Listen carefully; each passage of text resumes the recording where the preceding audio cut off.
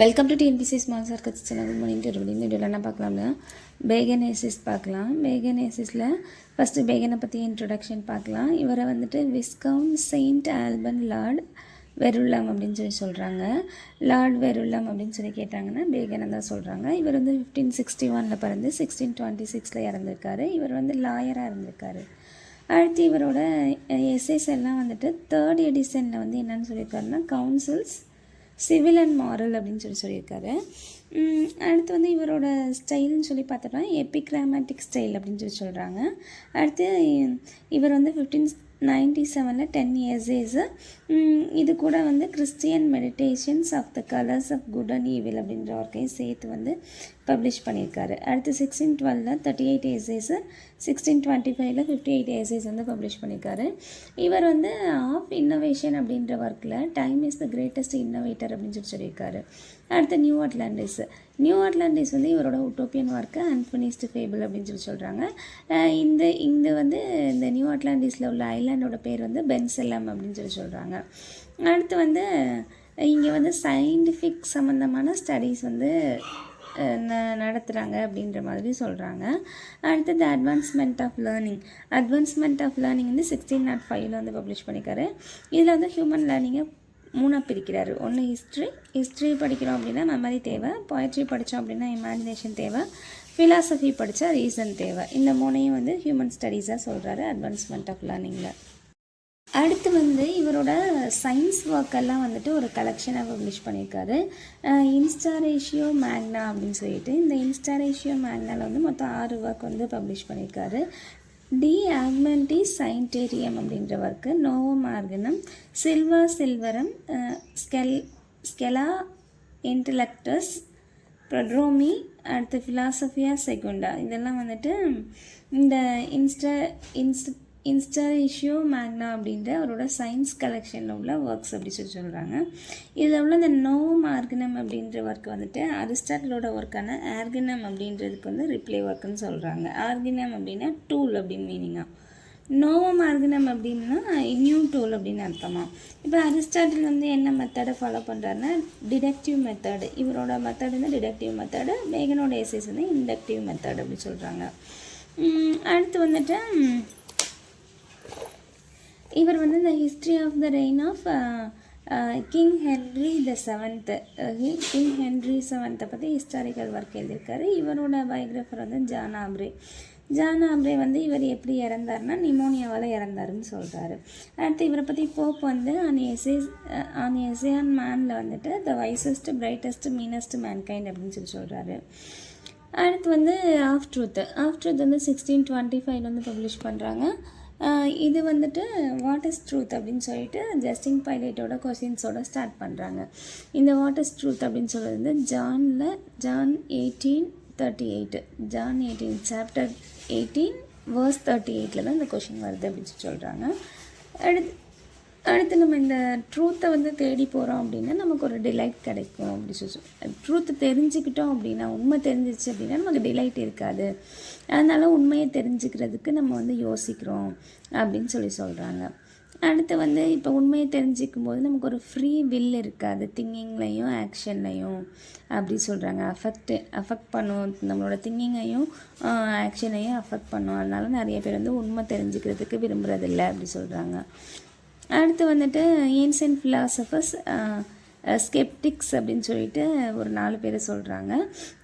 ஹெராக்லிட்டஸ், பைரோ, கார்னேடஸ், Democritus, இந்த 4 பேரையும் வந்துட்டு ஏன்ஷியன்ட் ஃபிலாசபர்ஸ் அப்படின்னு சொல்கிறாங்க. நம்ம ஸ்கெப்டிக் ஃபிலாசபர்ஸ் அப்படின்னாலும் இவங்க தான். அடுத்து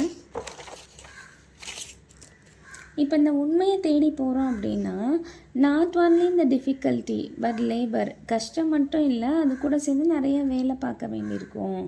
இதனால வந்து நமக்கு வந்து நம்மளோட தாட்ஸு கூட ஃப்ரீயாக இருக்காது அப்படின்ற மாதிரி சொல்கிறாங்க.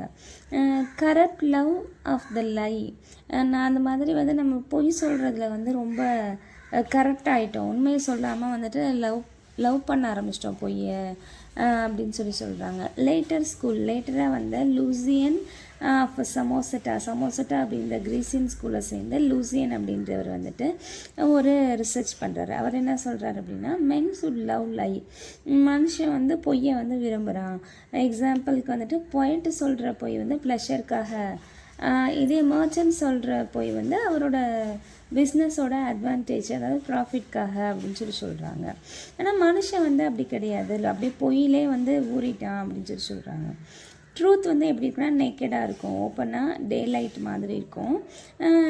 இது வந்துட்டு பொய் வந்து கேண்டில் லைட்டாக இருக்கும் அப்படின்னு சொல்கிறாங்க. ட்ரூத் வந்துட்டு பேர்ல் எப்படி வந்து மின்னெல்லாம் செய்யாது, இருக்குது அப்படியே தெரியும், எது மாதிரி ரிஃப்ளெக்ஷன் இருக்காது. ஆனால் பொய் வந்து டைமண்ட் மாதிரி இருக்கும், ரிஃப்ளெக்ட் பண்ணும் வேரியஸ் கலர்ஸை, ஆனால் அது உண்மை கிடையாது அப்படின்னு சொல்கிறாங்க. மனுஷனுக்கு வந்து ஆட் மிக்சர் ஆஃப் லை, ஒரு விஷயத்த சொல்கிறோம் அப்படின்னா அதில் வந்து கொஞ்சம் பொய்யை கலந்து சொன்னால் தான் ப்ளஷர் கிடைக்கும் அப்படி சொல்கிறாங்க. அப்புறம் வந்துட்டு இந்த பொய்யை மனுஷங்கிட்டேருந்து எடுத்துட்டோம் அப்படின்னா எப்படி இருப்பான் மனுஷன் அப்படின்னா, வெயின் ஒப்பீனியன், அவனை பற்றியே வேஸ்டான ஒப்பீனியன் அவனுக்கு இருக்காது. ஃப்ளாட்டரிங் ஹோப்ஸ், அவனே நம்பிக்கையில் ஃப்ளாட்டர் பண்ணிக்க மாட்டான். ஃபால்ஸ் வேல்யூஷன், அவனை வந்து ரொம்ப தப்பாக மதிப்பிட்டிருப்பான்ல அதெல்லாம் அவன் எடுத்துருவான். இமேஜினேஷனை குறைச்சிருவான். ஸோ இப்படியெல்லாம் பண்ணும்போது அவன் என்ன ஆவான் அப்படின்னா ஷ்ரங்கன், ரொம்ப சுருங்கி போயிடுவான் வாழ்க்கையில். மெலன்கலி, ரொம்ப வந்து கஷ்டப்படுவான். இன்டிஸ்பொசிஷன் அண்ட் அன்பிளீசிங், அவன் மேலே அவனுக்கே வந்து ஒரு வெறுப்பு வந்துடும். ஸோ ஒரு பொய்யோடு சுற்றுறதும் ஒரு வகையில் நல்லது தான் அப்படின்னு சொல்கிறாங்க.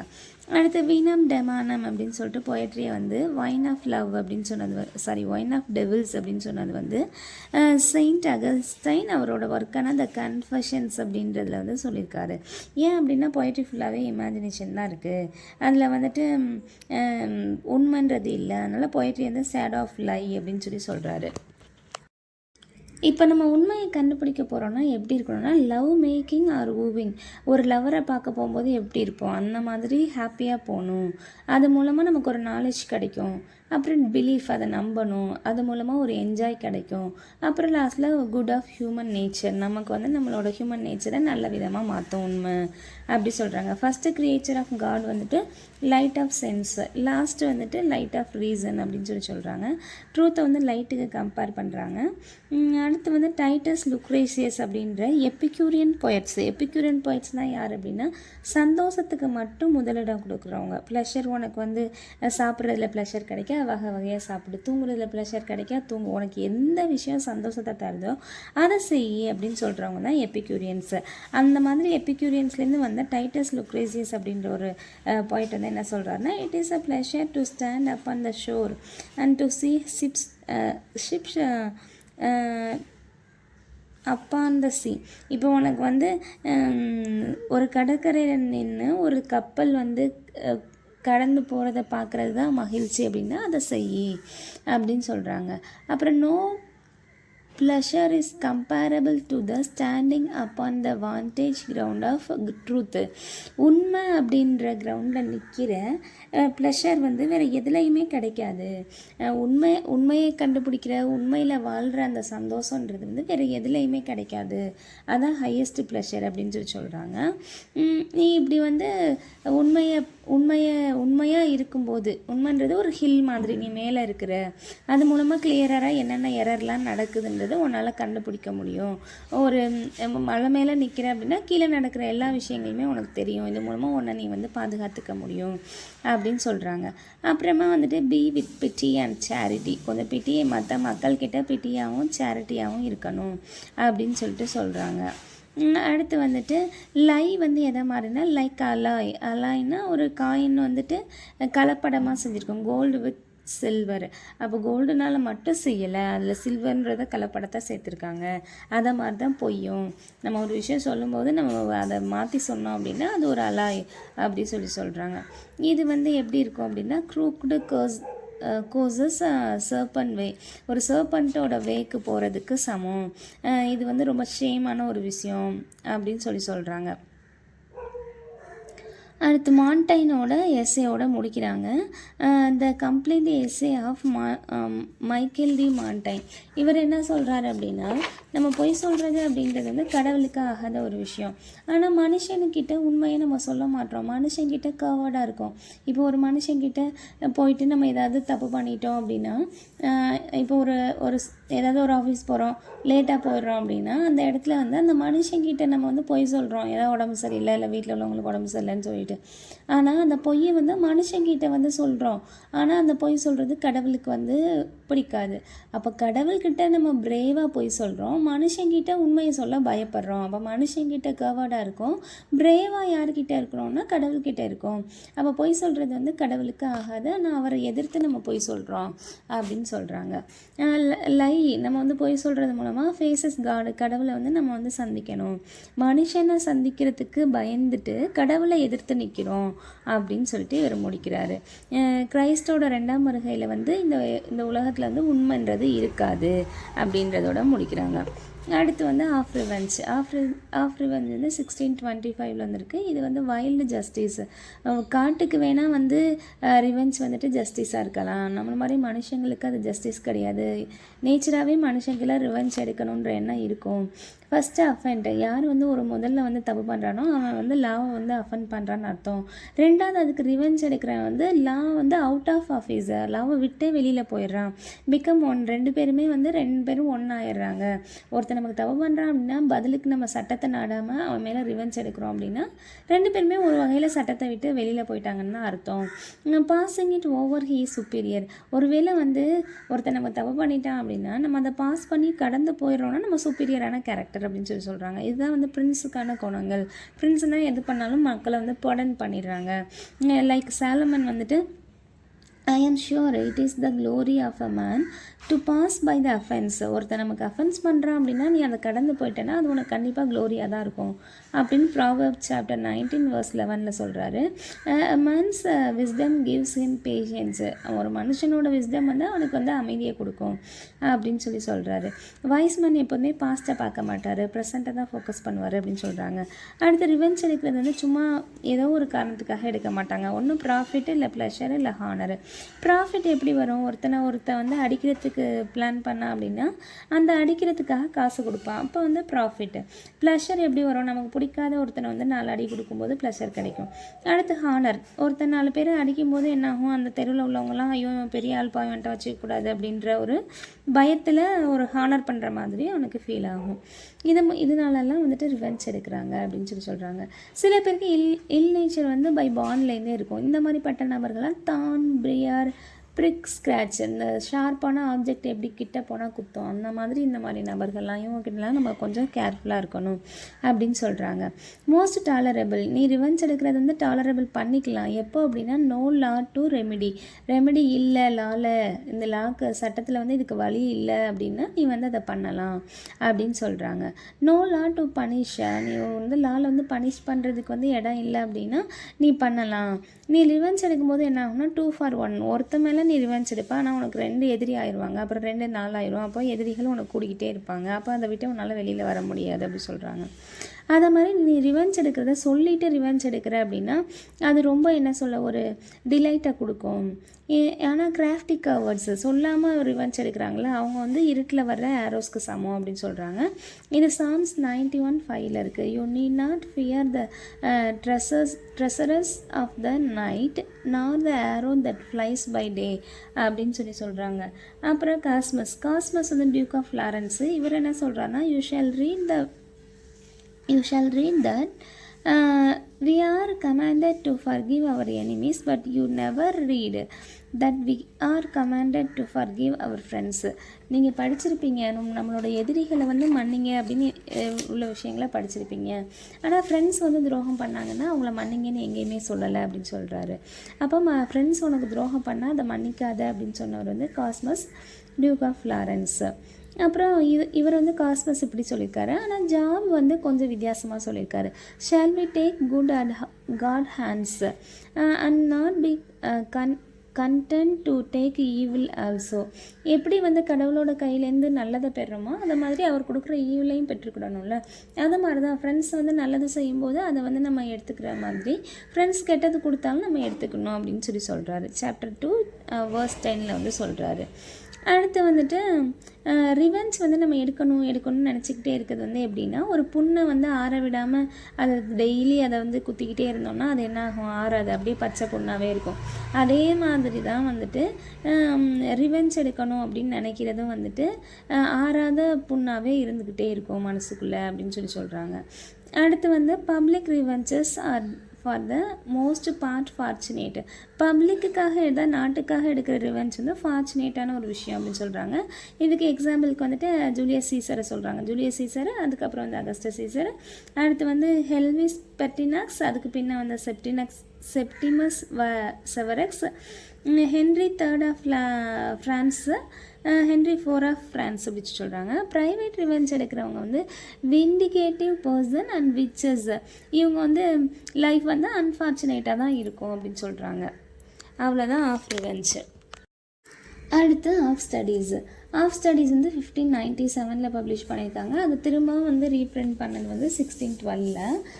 ஃபஸ்ட்டு யூசஸ் ஆஃப் ஸ்டடீஸோட யூசஸ் என்ன? டிலைட்டு, ஃபஸ்ட்டு சந்தோஷத்தை கொடுக்குது. Ornament, ability. ஃபஸ்ட்டு வந்து டிலைட்டு, நம்ம தனிமையில் இருக்கும்போது படிக்கிறோம் அப்படின்னா அது நமக்கு சந்தோஷத்தை கொடுக்கும். ப்ரைவேட்னஸ் அண்ட் ரிட்டையரிங்.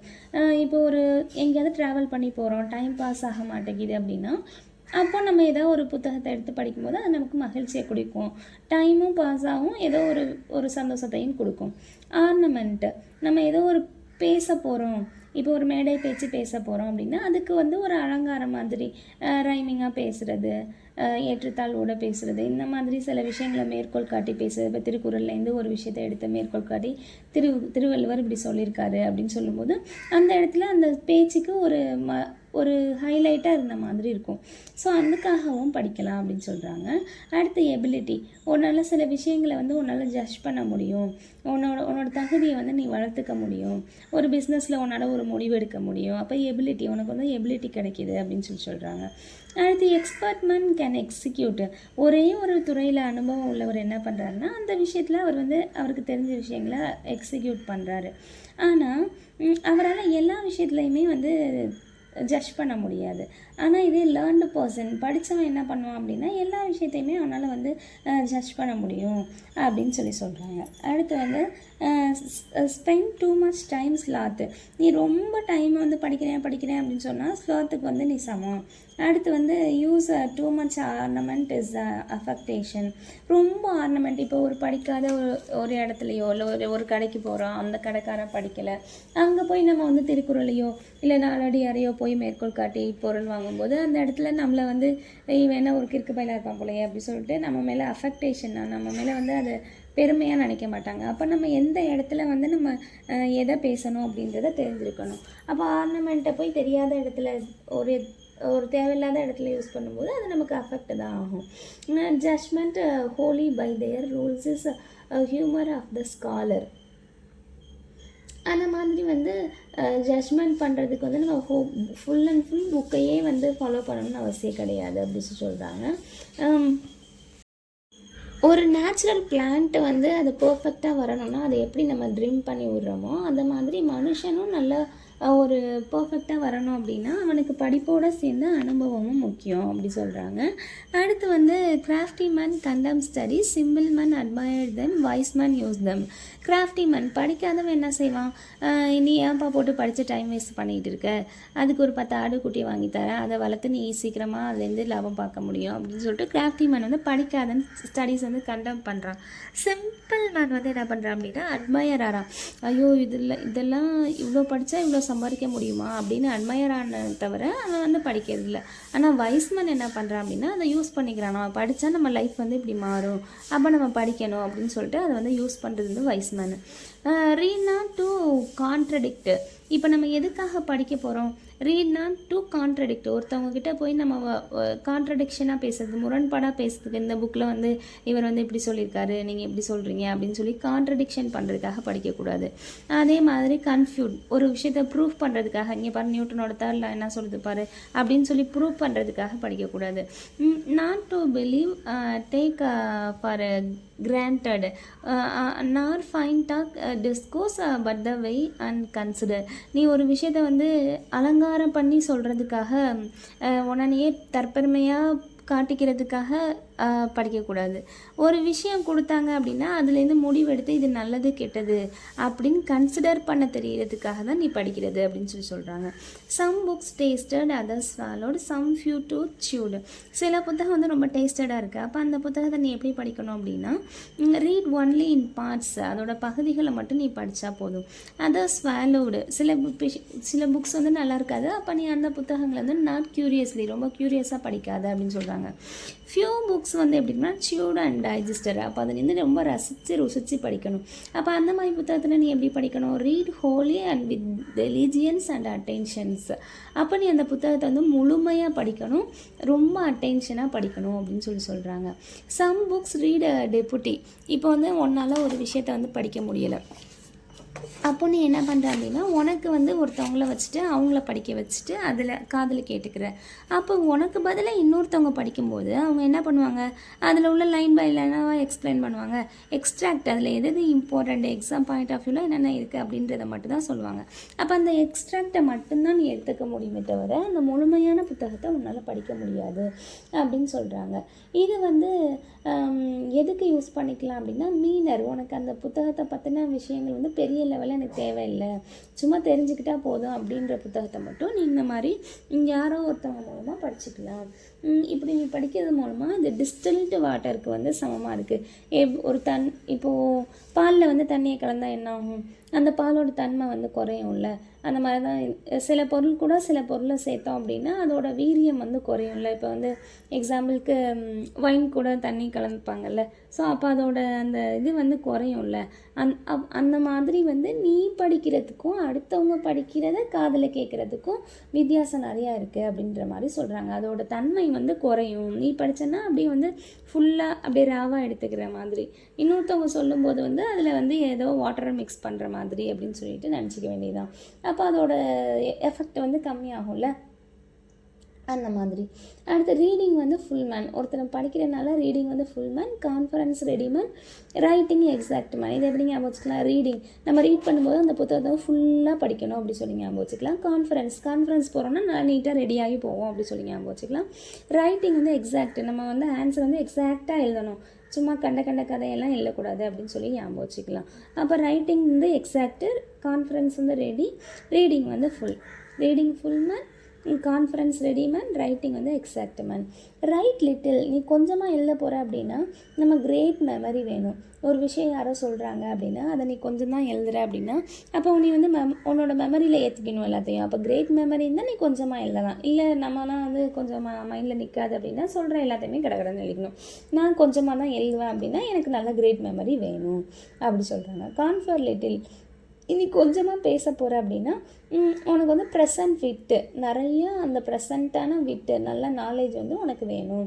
ரீட் லிட்டில், நீ கொஞ்சம் தான் படிச்சிருக்க அப்படின்னா மச் கன்னிங், நீ நான் படிக்கலை அப்படின்றது நீ உனக்கு வெளியில் தெரியக்கூடாது. அப்போ படித்த மாதிரி முகத்தை வச்சுட்டு வெளியில் யார்ட்டையுமே பேசக்கூடாது. அப்போ ரீட் லிட்டில், நீ கொஞ்சமாக படிச்சிருக்க அப்படின்னா மச் கன்னிங், வாயவே திறக்கக்கூடாது, கன்னிங்காக அப்படியே படித்தவங்க மாதிரியே மூஞ்சி வச்சுட்டு இருந்துக்கிடணும். அடுத்து எதை படித்தா என்னென்ன கிடைக்கும்னு சொல்கிறாங்க. ஹிஸ்ட்ரிஸ் வைஸு, ஹிஸ்ட்ரிஸை படித்த அப்படின்னா வைஸாவை, பொயட்ரியை படித்த அப்படின்னா விட்டி. அடுத்து மேத்தமேட்டிக்ஸ் அப்படின்னா சப்டல், நேச்சுரல் ஃபிலாசபி அப்படின்னா டீப்பு, மாரல்னா கிரேவு, லாஜிக் அண்ட் ரெட்டாரிக்னா கண்டென்ட்டு. இதை கேட்கலாம், மேபி நமக்கு மாஸ்டர் ஃபாலோவிங் மாதிரி கொடுத்து இதை கேட்கலாம். இதெல்லாம் யார் சொல்கிறா அப்படின்னா இது ரொம்ப ரொம்ப ரொம்ப இம்பார்ட்டண்ட்டு. ஓவிடோட ஹிராயிட்ஸ் அப்படின்ற புத்தகத்தில் வந்து இதெல்லாம் சொல்கிறாங்க. ஹிராயிட்ஸ் அப்படின்ற புத்தகத்தில் ஹிஸ்ட்ரி படித்தா வைஸாவை, பொயட்ரி படித்தா விட்டியாவை, மேத்தமேட்டிக்ஸ் படித்தா சப்டலாவை, நேச்சுரல் ஃபிலாசபினா டீப்பு, மாரல்னா கிரேவு, லாஜிக் அண்ட் ரெட்டாரிக்னா contend. Studies go to make up a man's character. நீ எதை வேணால் படி, எதை படித்தாலும் மனுஷனோட கேரக்டருக்கு ஏதோ ஒன்று வந்து யூஸ் பண்ணுற மாதிரி அந்த படிப்பு வந்து இருக்கும் அப்படின்ற மாதிரி சொல்கிறாங்க. அடுத்து பவுலிங், நீ பவுலிங் பண்ண அப்படின்னா ஸ்டோன் அண்ட் ரெயின், கல்லுக்கு வந்து நல்லது. ஷூட்டிங் வந்து லங்ஸ் அண்ட் பிரஸ்ட்டு, வாக்கிங் வந்து ஸ்டொமக்குக்கு, ரைடிங் வந்து ஹெட்டுக்கு. பவுலிங் இப்போ நம்ம அப்போல்லாம் அந்த காலத்துலலாம் பால் வர்றதுக்கு முன்னாடி கல்லை வச்சு தான் பவுலிங் பண்ணி விளையாடணும் அப்படி சொல்லி ஞாபகம் வச்சுக்கலாம். அப்போ பவுலிங்கிறது ஸ்டோனு. ஷூட்டிங் நம்ம வந்து ஷூட் பண்ணும்போது அப்படி நம்ம பிரஸ்ட்டுக்கு நேராக வச்சு தான் அந்த துப்பாக்கி வச்சு சுடுவோம். அப்போ பிரஸ்ட்டுக்கும் லங்ஸுக்கும். அடுத்து வாக்கிங் போனால் ஸ்டொமக்கில் உள்ள அந்த தொப்பையெல்லாம் குறையும், அதுக்காக தான் வாக்கிங் போகிறாங்க அப்படி சொல்லி ஞாபகம் வச்சுக்கலாம். ரைடிங், நம்ம ஹார்ஸில் போகும்போது நம்ம தலை வந்து ஷேக் ஆகிட்டே இருக்கும் அப்படி சொல்லி ஞாபகம் வச்சுக்கலாம். இதெல்லாம் வந்துட்டு இதெல்லாம் பண்ணணும் அப்படின்னா இந்த டிசீஸ்க்கெலாம் க்யூர் ஆகிற மாதிரி நம்ம அறிவுக்கு ஏதோ ஒரு டிசீஸ் வந்துருச்சு அப்படின்னா அதுக்கான தீர்வு வந்து ஸ்டடீஸ் தான், படிப்பு தான் அப்படின்னு சொல்லி சொல்கிறாங்க. இப்போ வந்து ஒரு மனசு வந்து வாண்டரிங், அவனோட மனசு வந்து அழப்பாஞ்சிக்கிட்டே இருக்குது அப்படின்னா அவன் என்ன படிக்கலாம்? மேத்தமேட்டிக்ஸ் படிக்கலாம். அப்போ மேத்தமேட்டிக்ஸ் படிக்கும்போது மனசு அழப்பாஞ்சுதுன்னா அவனால் டெமான்ஸ்ட்ரேட் பண்ணவே முடியாது. அப்போ திரும்ப அதை வந்து ரொம்ப கூடுதலான கவனம் செலுத்தணும். அப்போ வாண்டரிங் மைண்ட் உள்ளவன் மேத்தமேட்டிக்ஸ் படிக்கலாம். அடுத்து வந்து டிஃப்ரென்ஷியேட் பண்ண தெரியாதவன் ஃபிலாசபி படிக்கலாம். அடுத்து வந்து ஒரு விஷயத்தை ப்ரூவ் பண்ண தெரியாதவன் லாயருக்கு படிக்கலாம் அப்படின்னு சொல்லி சொல்கிறாங்க. அவ்வளோதான் ஆஃப் ஸ்டடீஸு. அடுத்து ஆஃப் அட்வர்சிட்டி வந்து 1625 வந்து பப்ளிஷ் பண்ணியிருக்காங்க. இது வந்து செனேக்காவோட ஒரு ஸ்பீச்சோட ஸ்டார்ட் பண்ணுறாங்க.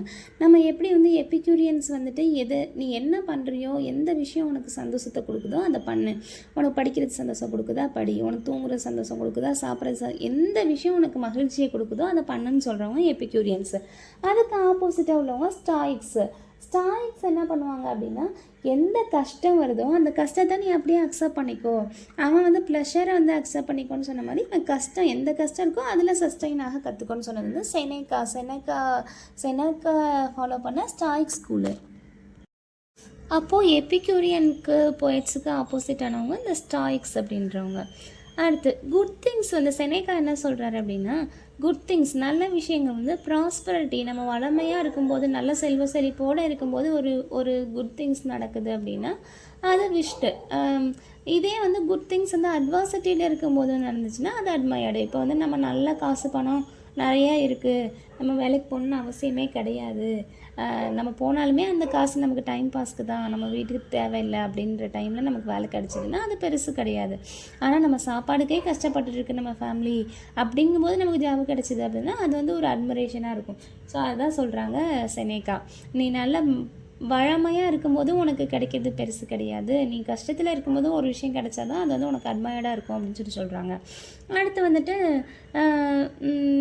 Greatness to have in one the frailty, நீ துன்பத்தில் இருக்கும்போது ஒரு கிரேட்னஸ் ஒரு விஷயம் நடந்துச்சு அப்படின்னா அது எப்படின்னா செக்யூரிட்டி ஆஃப் த காடு, கடவுளோட அந்த இதுலேருந்து நடந்த மாதிரி அப்படின்னு சொல்கிறாங்க. அடுத்து வந்து இதுக்கு எக்ஸாம்பிளுக்கு வந்து ஹெராக்குலஸ் அண்ட் ப்ரொமோத்தியஸை சொல்கிறாங்க. ப்ரொமோத்தியஸை வந்துட்டு ஹெராக்குலஸ் வந்து காப்பாற்றுறாருல, அவர் வந்து ஒரு எர்த்தன் பாட்டில் வந்து பல மைல்கள் வந்து ஓஷனில் செயில் பண்ணி போய் அவரை போய் காப்பாற்றுறதை வந்து சொல்கிறாங்க. அடுத்து வந்து விர்ச்சு ஆஃப் ப்ராஸ்பரிட்டி டெம்பரன்ஸ், நீ வந்து நல்ல ப்ராஸ்பரிட்டி வளமையில் இருக்கும்போது டெம்பரன்ஸ் நிதானமாக இருக்கணும். உனக்கு கோடிக்கணக்கில் காசு வருதா, அதை நம்ம எதில் செலவு பண்ணுறோம், எது வேஸ்ட் பண்ணுறோம் அப்படின்னு நிதானமாக இருக்கணும். இதே வந்து அட்வர்சிட்டியில் இருக்கும்போது ஃபார்ட்டிடியூடு, ரொம்ப வந்து மன உறுதியாக இருக்கணும். நம்ம இந்த இதையும் கடந்து போகும் அப்படின்னு சொல்லிட்டு மன உறுதியாக இருக்கணும். எதுவும் வந்து தப்பான முடிவு எடுத்துடக்கூடாது. அப்போ வந்து அட்வர்சிட்டியில் இருக்கும்போது வந்து ஃபார்ட்டிடியூடு மன வலிமையாக இருக்கணும், ப்ராஸ்பரிட்டியில் இருக்கும்போது டெம்பரன்ஸாக இருக்கணும் அப்படின்னு சொல்கிறாங்க.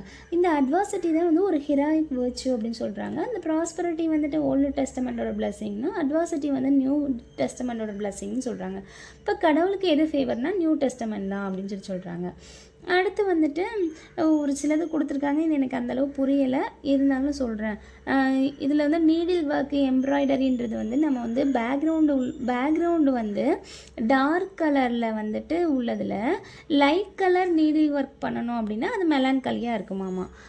அதே வந்து opposite dark colour needlework எம்ப்ராய்டரியை லைட் கலர் பேக்ரவுண்ட் உள்ளதில் பண்ணணுன்னா ப்ளஷராக இருக்குமா. இது என்ன கான்செப்ட்னு எனக்கு புரியலை. இது எப்படி இது கூட கனெக்ட் ஆகுதுன்னு எனக்கு தெரியலை. சும்மா பார்த்து மட்டும் வச்சுருக்கேன். அதே மாதிரி ஓல்டு டெஸ்டமெண்ட் வந்துட்டு டேவிட்ஸ் ஹார்ப், டேவிட்டோட பாடல்கள் வந்து ஓல்டு டெஸ்டமெண்ட்டில் இருக்குல்ல.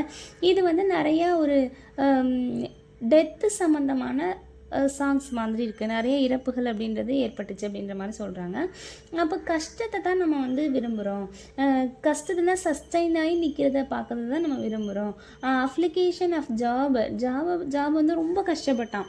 அதை கேட்கும்போது நமக்கு வந்து ஒரு என்ன சொல்கிற மோட்டிவேஷன் கிடைக்கும். அப்படி கஷ்டப்பட்ட தலையிலேருந்து கால் வரைக்கும் புண்ணாக பொத்து ஊற்றி பிள்ளைங்க செத்து போய் அவனோட எல்லா சொத்துகளும் போய் ஒய்ஃப் போய் எல்லாமே போன நிலமையில இருக்க அவனோட கஷ்டத்தை கேட்கும்போது இவனே உயிர் வாழ்கிறான், அப்போ நமக்கு என்ன அப்படின்ற ஒரு நம்பிக்கை வருது.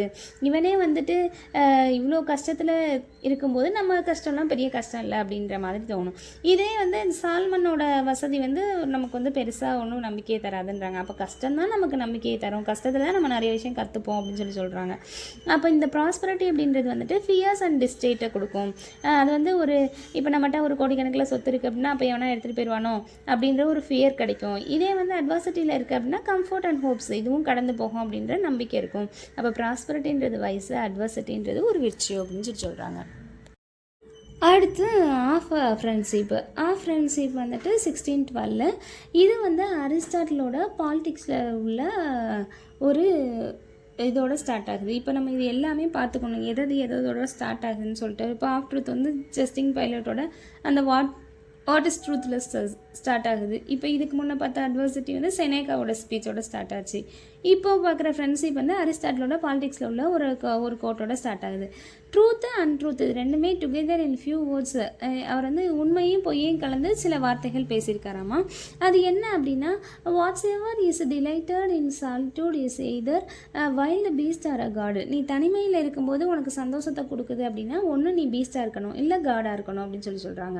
அப்போ இது எதில் இதில் வந்து பொய்யும் கலந்துருக்கான், உண்மையும் கலந்துருக்கான். எது வந்து உண்மை அப்படின்னா, தனிமையில் இருக்கும்போது நீ வந்து சந்தோஷப்பட்ட, அதாவது வந்து சாலிட்யூட் வந்து உனக்கு ஹாப்பினஸை கொடுத்துச்சு அப்படின்னா நீ கண்டிப்பாக பீஸ்ட் தான். காடு பீஸ்ட் ரெண்டு கொடுத்தாங்கல்ல, அப்போ பீஸ்ட் தான் உண்மை. தன்னை வந்து கடவுள், தனிமையில் இருக்கும்போது தன்னை கடவுள்னு சொல்லிக்கிறவன் வந்து பொய் அப்படின்னு சொல்கிறாங்க.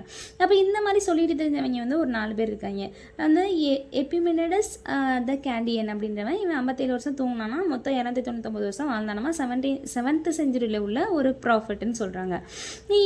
இவன் தன்னை வந்து நான் தான் வந்து சாமின்னு சொல்லிக்கிட்டான். அடுத்து வந்து Numa Pompilius second king of Rome. இவன் வந்துட்டு 1715 to 1672 வாழ்ந்திருக்கான். இவனும் தன்னை கடவுள்னு சொல்லிக்கிறான். அடுத்து வந்து எம்படக்கல்ஸ் ஆஃப் சிசிலியன், இவன் வந்து எனக்கு வந்து அழிவே கிடையாது அப்படின்னு சொல்லிக்கிட்டு ஒரு கிரீக் ஃபிலாசபர். இவன் ஒரு போயட்டும் கூடையாமா. அடுத்து இவன் வந்து சிசிலியில் உள்ள ஒரு எரிமலையில் குதிச்சு நான் வந்து சாக மாட்டேன் பாருங்க அப்படின்னு சொல்லும்போது குதிச்சு செத்து போயிட்டானாமா.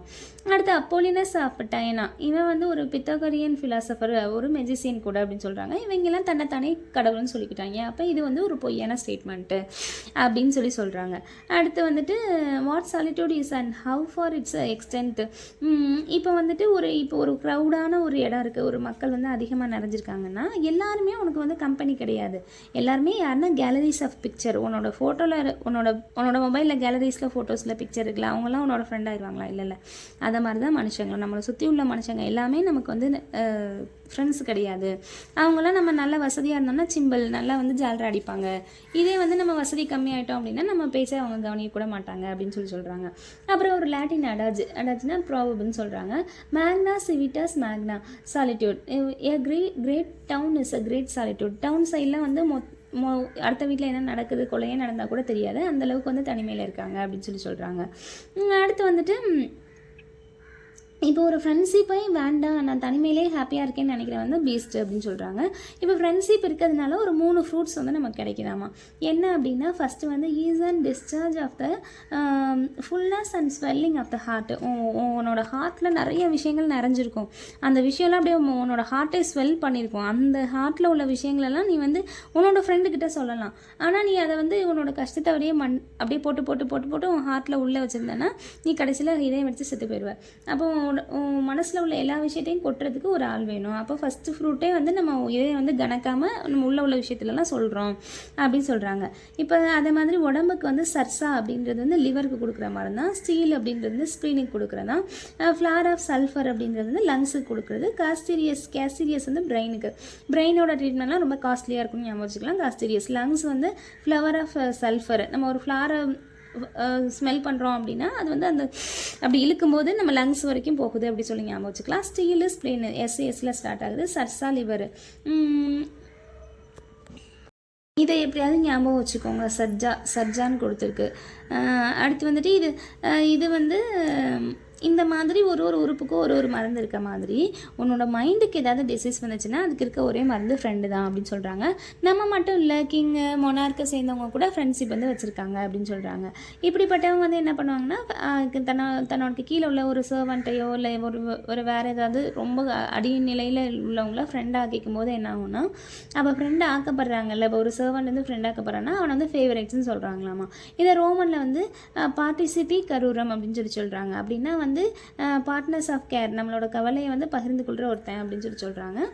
இது வீக்கான ஃப்ரெண்ட்ஸ் மட்டும் இல்லை, நல்லா வயசானவங்க கூட ஃப்ரெண்ட்ஷிப் வச்சுருக்காங்க அப்படின்னு சொல்கிறாங்க. இப்போ இப்படி ஃப்ரெண்ட்ஷிப் வச்சுருக்கவங்கள பற்றி சொல்கிறாங்க. சில்லா பாம்பே அப்படின்ற ஒரு சர்வெண்ட்டை வந்து சில்லா வந்து கிங் வந்துட்டு ஃப்ரெண்ட்ஸ் ஆகிக்கிறாரு.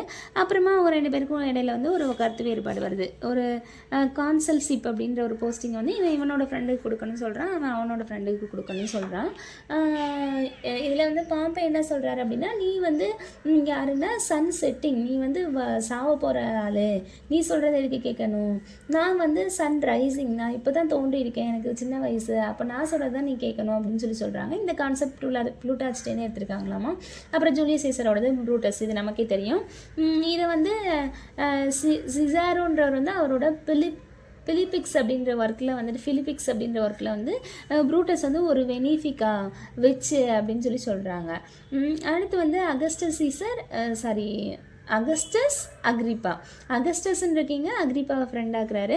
அப்புறம் அகஸ்டஸ் போய் அவர் வந்து கன்சல்ட் பண்ணுவாங்கல்ல, சில பேர் அமைச்சர்கள் மாதிரி வச்சுருப்பாங்களே, அவங்க கிட்ட போயிட்டு மெசினாஸ் அப்படின்றவர்கிட்ட போய் கேட்குறாரு, என் பொண்ணுக்கு வந்து ஜூலியாவுக்கு வந்து மேரேஜ் பண்ணணும் அப்படின்னு சொல்லிட்டு. அது மெசினாஸ் சொல்கிறாரு, ஒன்று வந்து உன் ஃப்ரெண்டு அக்ரிப்பாவுக்கு மேரேஜ் பண்ணுவேன், இல்லை அவனை கொன்று, அது இல்லாமல் தேர்ட் வேன்றது இல்லை அப்படின்னு சொல்கிறாரு. அப்போ ஃப்ரெண்டானதுக்காக தன்னோட பொண்ணு மேலேயே வந்து இவன் வந்து ஆசைப்பட்டிருக்கான். அடுத்து வந்து செஜானஸ் வந்துட்டு டைப்ரஸ் அப்படின்ற 2 பேர், டைப்ரஸ் சீசர் செஜானஸ்ன்றவங்க 2 பேர் ஃப்ரெண்டாக இருக்காங்க. இவங்க வந்து ஃப்ரெண்ட்ஷிப்க்கு எடுத்துக்காட்ட இவங்க தானா, இவங்களுக்காக ஆல்டர் கூட வச்சுருக்காங்களாமா செனட் ஹவுஸில்.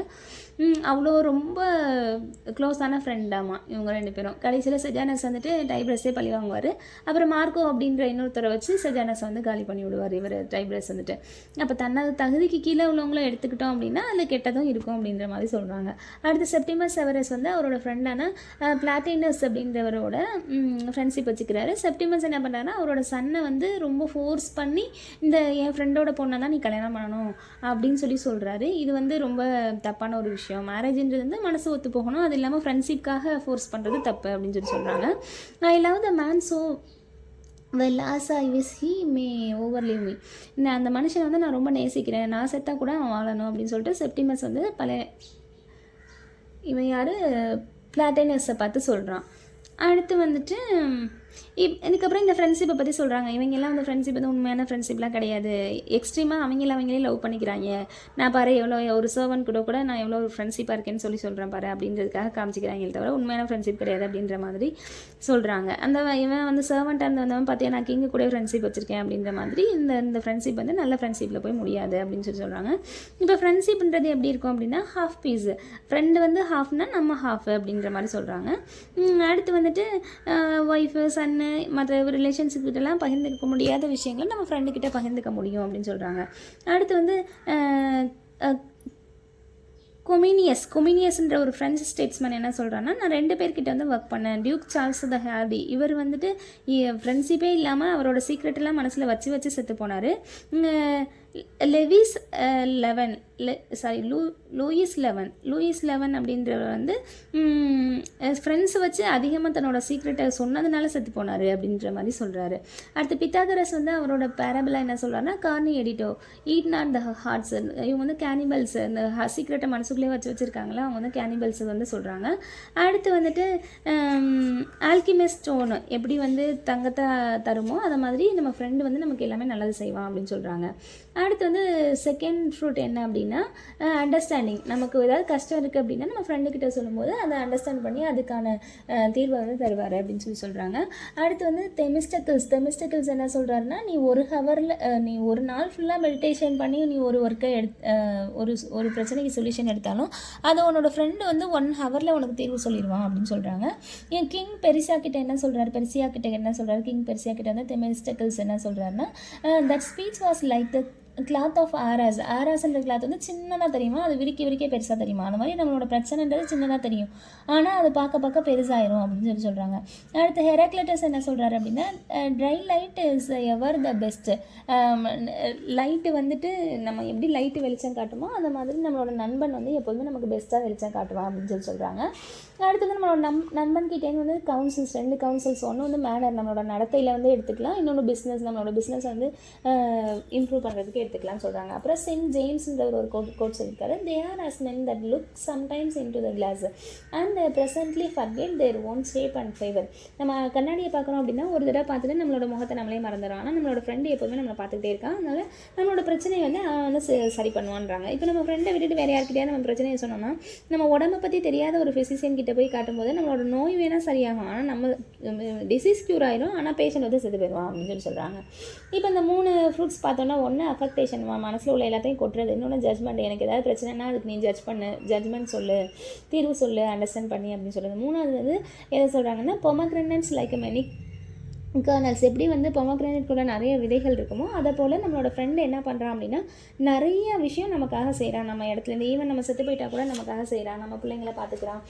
அதுக்கப்புறம் வந்துட்டு நம்ம சாகும்போது விட்டுட்டு போன விஷயங்களை பார்த்துக்கிறான். திடீர்னு நமக்கு காசு இல்லை அப்படின்னா நமக்காக பெக் பண்ணுவான். அந்த மாதிரி எல்லா விஷயங்களையுமே செய்வான். ஒரு சன்னுக்கிட்ட ஃபாதராகவும் ஒரு ஒய்ஃப் கிட்ட ஹஸ்பண்டாகவும் தான் பேச முடியும், எனிமிக்கிட்ட அந்த டேர்ம்ஸ் தான் யூஸ் பண்ண முடியும், ஆனால் ஒரு ஃப்ரெண்டுக்கிட்ட மட்டும்தான் எல்லாத்தையுமே பேச முடியும் அப்படின்னு சொல்கிறான். If you have not a friend he may quit the stage. கடைசியில் ஆத்தர் என்ன சொல்கிறாங்க, உனக்கு ஃப்ரெண்ட் இல்லைன்னா நீ உயிர் வாழ்றதே வேஸ்ட்டு அப்படின்னு சொல்லி முடிக்கிறாரு. அடுத்த ஆம்பிஷன் வந்து இது வந்து நம்ம உடம்புக்குள்ள வந்து 4 விதமான ஃப்ளூயிட்ஸ் வந்து இருக்கிறது மாதிரி இந்த ஆம்பிஷனுக்கு வந்து கோலர் ஃப்ளூயிட் வந்து நமக்குள்ளே இருந்தால் தான் வந்துட்டு நம்ம வந்து ரொம்ப ஆக்டிவாக இருப்போம் அப்படின்னு சொல்லி சொல்கிறாங்க. இந்த மாதிரி ஆம்பிஷனாக இருக்கவங்களை வந்து நம்ம தடுத்தோம் அப்படின்னா அவங்க வந்து ரொம்ப வந்து நமக்கு வந்து தீமை செய்ய ஆரம்பிச்சிருவாங்க அப்படின்னு சொல்கிறாங்க, டேஞ்சரஸான ஆளாக்கிடுவாங்க அப்படின்னு சொல்கிறாங்க. இவங்களை வந்து நம்ம தடுக்காமல் இருந்தோம்னா அவங்க பிஸியாக அவங்க வேலையை பார்த்துக்கிட்டே இருப்பாங்க. அதே மாதிரி அவங்களை நம்ம வந்து ப்ளீஸ் பண்ணிக்கிட்டே இருந்தோம் அப்படின்னா அந்த கிங்கை வந்து நல்லா வச்சுருப்பாங்க. இதே வந்து நம்ம அவங்கள ஏதாவது கொஞ்சம் இது பண்ணோம் அப்படின்னா அந்த கிங்கையே வந்து கிங்டமே சாட்சி விட்டு போயிடுவாங்க அப்படின்னு சொல்லி சொல்கிறாங்க. இவங்களால வந்து ப்ரொக்ரெசிவ் இருக்கும், பின்னோக்கி போகாமல் நம்ம முன்னோக்கி போவோம், ஆனால் இவங்களை வந்து நம்ம சரியான விதத்தில் வந்து ஹேண்டில் பண்ணணும் அப்படின்னு சொல்லி சொல்கிறாங்க. இல்லைன்னா அந்த கிங்டமையே ஃபால் ஆயிரும் இவங்களால் அப்படின்னு சொல்கிறாங்க. இவங்களெல்லாம் வந்து ஒரு கமாண்டர்ஸாக நம்ம யூஸ் பண்ணிக்கலாம். இவங்க வந்து பீயிங் ஸ்க்ரீன்ஸ் டு பிரின்ஸுக்கு வந்து ஒரு அரண் மாதிரி இருப்பாங்க அப்படி சொல்கிறாங்க. அதே மாதிரி வந்து இவங்க எப்படி இருப்பாங்கன்னா, சீல்டு டவ், கண்ணை கட்டி விட்ட டவ் எப்படி வந்து பறக்குமோ அந்த மாதிரி இவங்க வந்து ஆம்பிஷனே ஓடிட்டே இருப்பானுங்க அப்படின்னு சொல்லி சொல்கிறாங்க. அந்த மாதிரி வந்து இவங்களெல்லாம் வச்சுக்கிட்டோன்னா கிங் வந்துட்டு கொஞ்சம் பிரச்சனையும் வரும் அப்படின்ற மாதிரி எக்ஸாம்பிளுக்கு வந்துட்டு டைபீரியஸ் சீசரை சொல்கிறாங்க. டைபீரியஸ் சீசர் எப்படி செஜானஸை வச்சுக்கிட்டாரோ லாஸ்ட்டில் செஜானஸை இவனை வந்து அழிக்கிறதுக்கு ரெடி பண்ணாகும்போது திரும்ப மார்க்கோ அப்படின்ற ஒரு இன்னொரு ஆம்பிசியஸான மேனை வச்சு செஜானஸ் வந்து அழிச்சாராமா. அதை மாதிரி ஒரு ஆம்பிசியஸான மேனை எடுக்கும்போது இன்னொரு ஆம்பிசியஸ் மேனை வச்சு அழிக்க முடியும் அப்படின்னு சொல்லி சொல்கிறாங்க. இவங்களெல்லாம் வந்து ஒரு கடிவாளம் போட்ட மாதிரி தான் கொண்டு போகணும் அப்படின்னு சொல்கிறாங்க. இப்படி செலக்ட் பண்ணும்போது நம்ம வந்து ஆம்பிசியஸ் மேலே மீன் பர்த்லேருந்து ரொம்ப கீழான ஒரு ஃபேமிலியிலேருந்து எடுக்கும்போது அவனுக்கு பேக்ரவுண்ட் இருக்காது, அவனை சீக்கிரம் அழிச்சிடலாம் அப்படின்னு சொல்லி சொல்கிறாங்க. நியூ ரைஸ்டு, புதுசாக யாருன்னே தெரியாத ஒருத்தனை எடுக்கிறது நல்லது அப்படின்னு சொல்கிறாங்க. இப்படி எடுக்கிறவங்கள வந்து நம்ம ஒரு 4 பேர் எடுக்கிறோன்னா அவங்களுக்கு ஒரு மிடில் கவுன்சிலரை வந்து போடணும், அவங்கள பேலன்ஸ் பண்ணணும்னா 4 பேர் சேர்ந்து நம்மளை கொண்டுருவான் கிங்கை. அதனால வந்துட்டு அவங்கள வந்து ஃபாலோ பண்ணுற மாதிரி அவங்கள பேலன்ஸ் பண்ணுற மாதிரி ஒரு கப்பலை வந்து எப்படி பேலஸ்ட் அப்படின்றது வந்து பேலன்ஸ் பண்ணுதோ அந்த மாதிரி இவங்கள பேலன்ஸ் பண்ணுறதுக்கு ஒரு மிடில் கவுன்சிலரை போடணும். இல்லை அப்படின்னா கிங்கையே வந்து அவங்க கொண்டுருவாங்க அப்படின்ற மாதிரி சொல்கிறாங்க.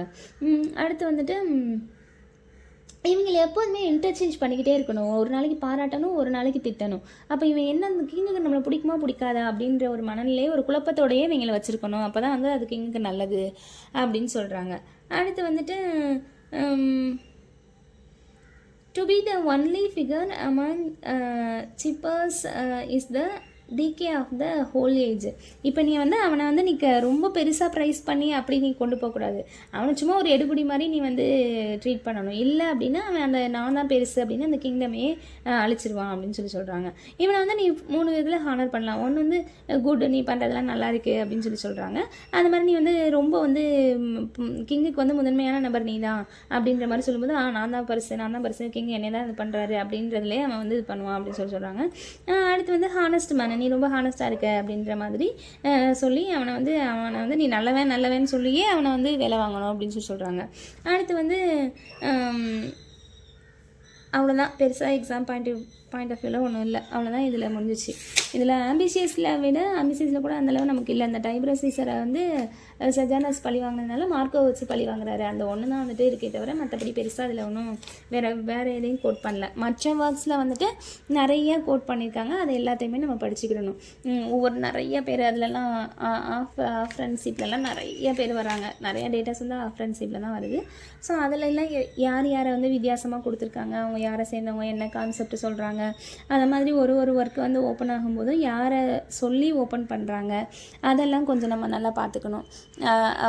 இதில் உள்ள எக்ஸஸ் ஆனது இந்த யாராவது வந்து ப்ராவப் சொல்லியிருக்காங்களா, இல்லை வந்து ஏதாவது ஒரு முக்கியமான கோட் சொல்லியிருக்காங்களா, இதெல்லாம் நம்ம பார்த்துக்கிட்டோம் அப்படின்னா அந்த மாதிரி இயர்ஸ் ஒன்றும் எந்தெந்த இயரில் வந்து பப்ளிஷ் பண்ணியிருக்காங்க அப்படின்றதையும் நம்ம பார்த்துக்கணும்.